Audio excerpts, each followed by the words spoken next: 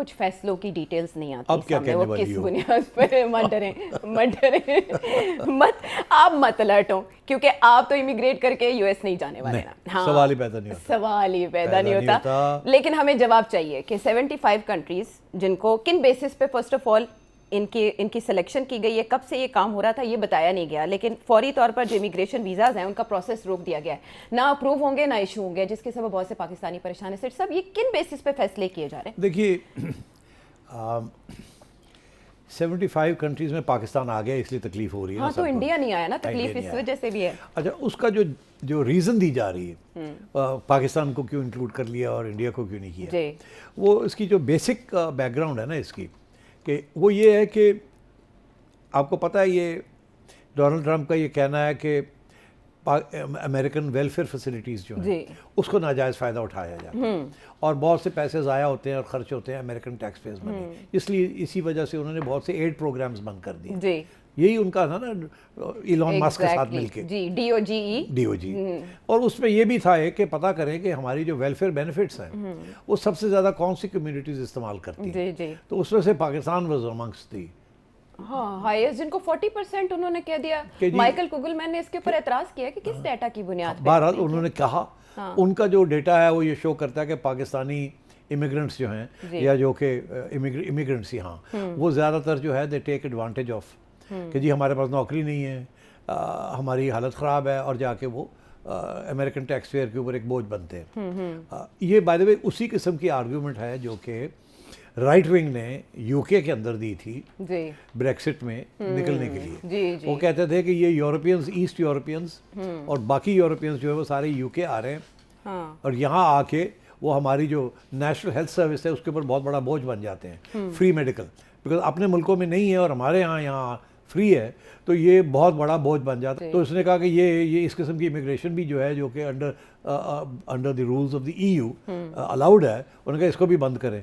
This was one of the major arguments for leaving the EU कि जी हम free fund में नहीं subsidise कर सकते ये अनएम्प्लॉयड यूरोपियंस को यहाँ आके और वो हमारी वेलफेयर फैसिलिटीज़ को अंडरमाइन करें। तो यहाँ भी यही बात कही गई है कि बेसिकली रीज़न ये है कि पाकिस्तानीज आर अमंग्स दोज जो कि बहुत नाजायज़ फ़ायदा हमारी वेलफेयर बेनिफिट्स का लेते हैं। इसमें इंडिया नहीं आया, इसमें इंडियन इमिग्रेंट्स जो हैं वो जॉब्स ले लेते हैं और इसमें दो चीज़ें बताई गई हैं कि पाकिस्तानी इमिग्रेंट्स जो ज़्यादातर आते हैं वो लेबर क्लास से आते हैं, इंडियन इमिग्रेंट्स जो ज़्यादा आते हैं वो स्किल बेस्ड मिडिल क्लास से आते हैं, उनको नौकरियाँ मिल जाती हैं, वो अपना रोटी पानी उनको हो जाता है। हमारे यहाँ से जो लोग जाते हैं ये कोई टैक्सी ड्राइवर बन जाता है, कुछ उससे पहले फैमिली मेम्बर्स होते हैं, लंबी लंबी बड़ी बड़ी फैमिलीज हैं। पाकिस्तानियों की तो 8-8, 9-9 की फैमिलीज होती हैं, इंडियंस जो हैं वो 3-3, 2-2, 3-3 से काम चल रहा है। तो पाकिस्तानी इमिग्रेंट्स जो हैं वो बिफोर दे अनलेस या फुली एम्प्लॉयड उनको काफ़ी बोझ बन जाता है। तो this is one of the reasons why Pakistan is included in the 75 countries. आपने देखा होगा कि most of these countries are poor countries, lower income countries. And so and mostly black and brown and black, because ज़ाहिर है third world से ही लोग आ रहे हैं ना, and they are the same category के अनएम्प्लॉयमेंट है वहाँ से एक्सपोर्ट हो रहे हैं, यहाँ आ रहे हैं, यहाँ असाइलम क्रिएट ले रहे हैं फैसिलिटी। और पता है आपको कि जो while you are in asylum आप नौकरी नहीं कर सकते और रियासत जो है वो आपको हेल्प करती है, फंड करती है आपको until your application is processed. तो मतलब इस किस्म के इश्यूज हैं, तो that's why Pakistan is included in this list and India is not included in this list. बाकी ये है कि इससे पहले आहिस्ता आहिस्ता बहुत से कदम उठाने शुरू कर दिए थे डोनाल्ड ट्रंप ने। पहले तो जनवरी 14 को उन्होंने एक 10 दिन उन्होंने कहा कि हम 10 दिन अनाउंसमेंट से पहले 10 दिन पहले आपको बता रहे हैं कि आगे क्या होने जा रहा है। और ये 75 कंट्रीज़ की लिस्ट जो थी इसको पहले तो 39 कंट्रीज़ की लिस्ट बनी, फिर ये 75 पे हुई। और फिर ये कहा गया कि जो स्क्रीनिंग करनी है इन लोगों के लिए वो ज़रा तकड़ी होनी चाहिए, उसमें अंग्रेज़ी पूछनी चाहिए आती कि नहीं आती, आपकी सोशल पिछले 5 साल से 10 साल की हिस्ट्री दें, आपके ट्वीट्स क्या किया आपने, क्या नहीं किया। तो इस किस्म की चीज़ें थी। तो आहिस्ता आहिस्ता इसको एक्सपेंड किया गया है। और फिर कस्टम्स ऑफिशल्स को ये कहा गया कि आप before you give a visa या इमिग्रेशन स्टेटस आप चेक करें कि ये हाई रिस्क इंडिविजुअल है कि नहीं, ये अमेरिकन सोसाइटी में फिट इन करेगा या नहीं करेगा, हमारे लिए ख़तरा है इसको आने का कि नहीं है, इसकी बैकग्राउंड क्या है। तो ये सारी चीज़ें जो थी दे वर पुट इनटू इफेक्ट।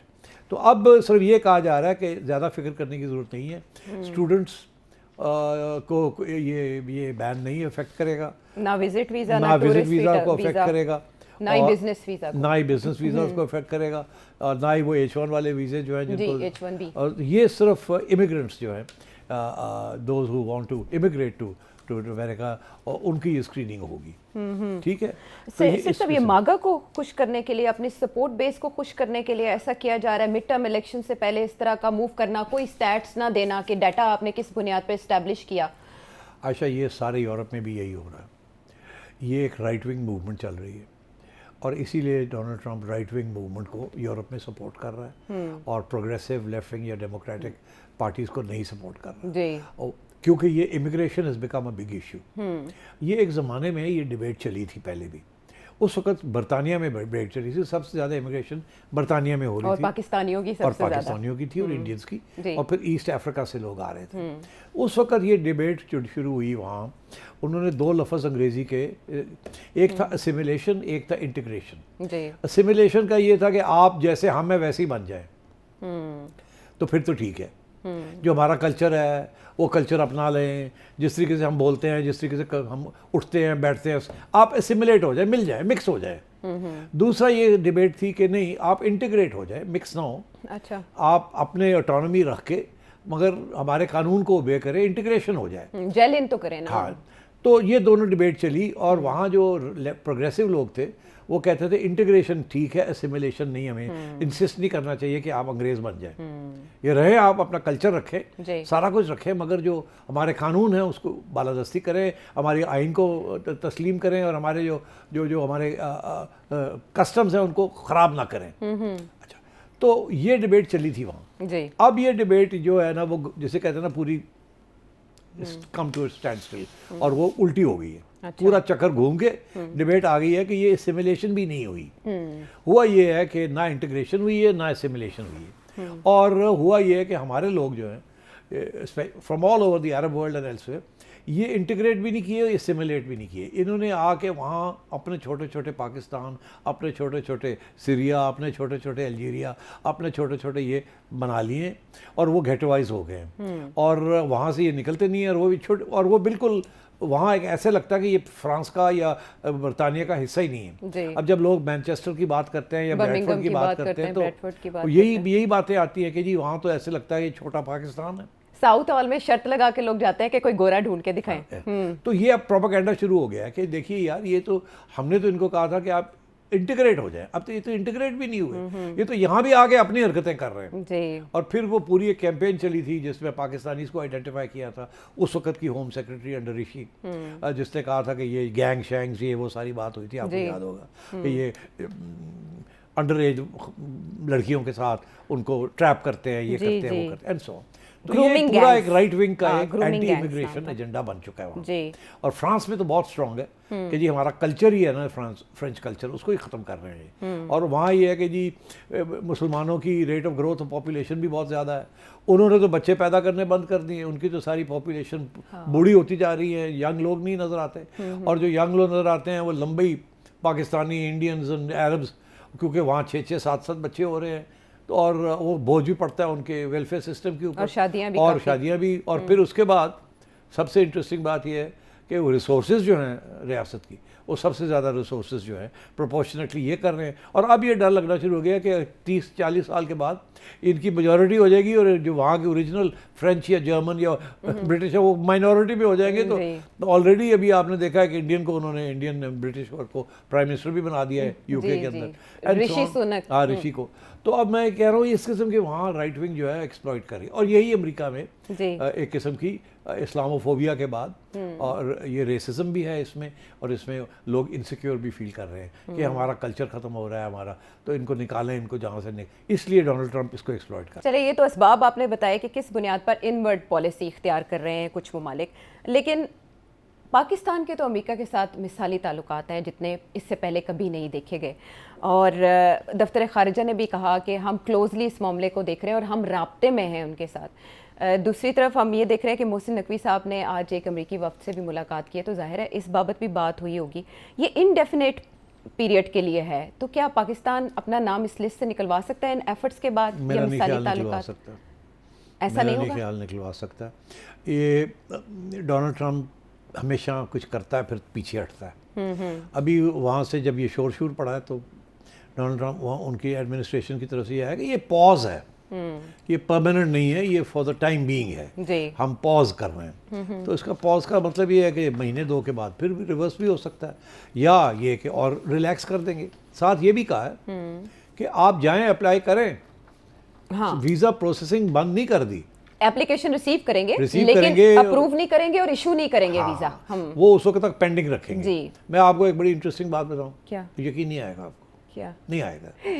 अच्छा, मुझे आइडिया है, चले आप बताएं। नहीं, आइडिया ये है कि मेरा अमेरिकन वीज़ा कोई 2 साल पहले एक्सपायर कर गया था। मुझे हमेशा 5 साल का विजिट वीज़ा मिलता था, B1 B2, तो मल्टीपल विजिट्स अलाउड होती हैं, 6 महीने से ज़्यादा रह नहीं सकते और आप काम शाम नहीं कर सकते वहाँ। जी। तो मुझे काफ़ी कॉन्फ्रेंसेस पे दावत आती थी, मैं जाता था, साल में 2-3 चक्कर लग जाते थे टू अटेंड सम कॉन्फ्रेंस और to speak at some conference. फिर जब कुछ 2 साल पहले मेरा जब वीज़ा एक्सपायर किया तो मैंने अप्लाई किया फॉर अ फ्रेश वीज़ा।